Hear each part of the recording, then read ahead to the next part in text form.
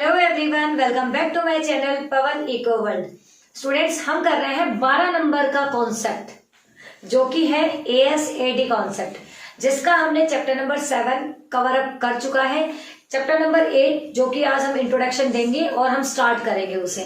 Start करते हैं बिना देरी से।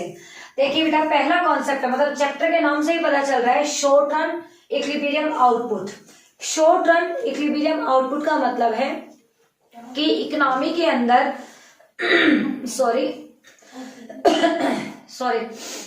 इकोनॉमी के अंदर किस तरीके से शॉर्ट रन में या छोटे टाइम पीरियड में इक्विलिब्रियम जो है वो होता है। इक्विलिब्रियम जो है basically ASAD, aggregate supply aggregate demand के जब बराबर आ जाती है उस कंडीशन को हम बोलते हैं इक्विलिब्रियम।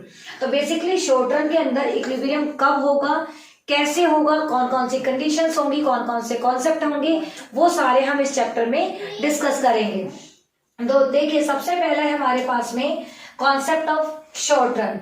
अब बेटा, शॉर्ट रन की अगर हम बात करें तो शॉर्ट रन क्या होता है? शॉर्ट रन होता है बेटा 6 मंथ से लेकर हमारा 1 ईयर तक का जो टाइम पीरियड होता है, that is called short run time period.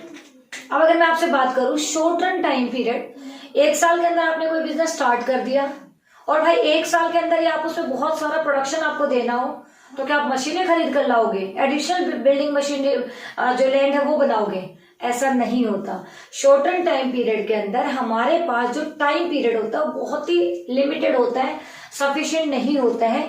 तो ऐसे में हम लेबर को या वेरिएबल फैक्टर को बढ़ाकर ही अपने जो प्रोडक्शन है उसे बढ़ा सकते हैं। मीन्स जो हमारी QX है इक्वल्स टू FL और K, इसमें जो K है ये कांस्टेंट होगा, मीन्स फिक्स होगा, इसे हम छेड़ ही नहीं सकते। L जो है यहाँ पे ये लेबर को दिखा रहा है, और जो लेबर है दैट मीन्स हम एम्प्लॉयमेंट अपॉर्चुनिटीज को इंक्रीज करके ही प्रोडक्शन को बढ़ा सकते हैं। ये होता है शॉर्ट रन। ये कॉन्सेप्ट भी हम इस चैप्टर में डिस्कस करेंगे। उसके बाद में concept of equilibrium output GDP। Equilibrium output GDP कहां पर होती है, इसका क्या कॉन्सेप्ट है, ये भी हम इस चैप्टर में पढ़ेंगे।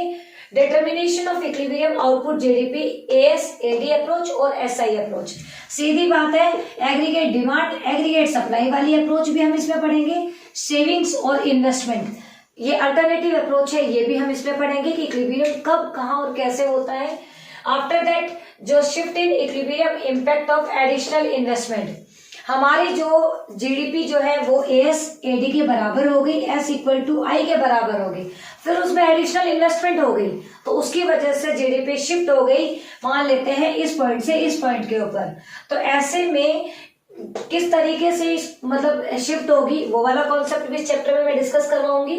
इन्वेस्टमेंट मल्टीप्लायर और इन्वेस्टमेंट का मैकेनिज्म क्या है, कि किस तरीके से इन्वेस्टमेंट मल्टीप्लाई होती है, किस तरीके से 100 रुपया 1 लाख रुपए में कन्वर्ट होता है और 1 लाख 1 करोड़ में कन्वर्ट होता है।